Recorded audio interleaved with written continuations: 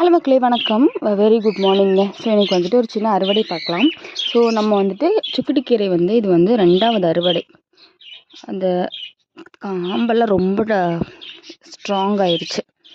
இப்போ இதெல்லாமே வந்து கட் பண்ணி எடுக்கணும். கீரைகளை பொறுத்தளவில் நம்ம வந்து சுக்குட்டிக்கீரை, அப்புறம் முருங்கைக்கீரை, தவசைக்கீரை இதெல்லாம் வச்சுட்டோன்னு வைங்களேன், ஒரு வாட்டி விதை போட்டோம்னா போதும். நம்ம வந்து இந்த மாதிரி கட் பண்ணி எடுத்துக்கலாம். புதுசாக செடி வந்து நாற்று போடணும் அப்படின்ற அவசியம் இல்லை. இந்த மாதிரி கட் பண்ணி எடுத்துக்கலாம். ஸோ இந்த மாதிரி நம்ம வந்து கட் பண்ணி எடுக்கும்போது நமக்கு வந்துட்டு ஒரு 5 செடி 6 செடி ஒவ்வொரு பேக்கில் சும்மா ஒவ்வொரு செடி இருந்துச்சுனாலே போதுங்க. இதுக்குன்னு தனியாக பேக் கொடுத்து நம்ம வந்து வளர்க்க வேண்டாம்.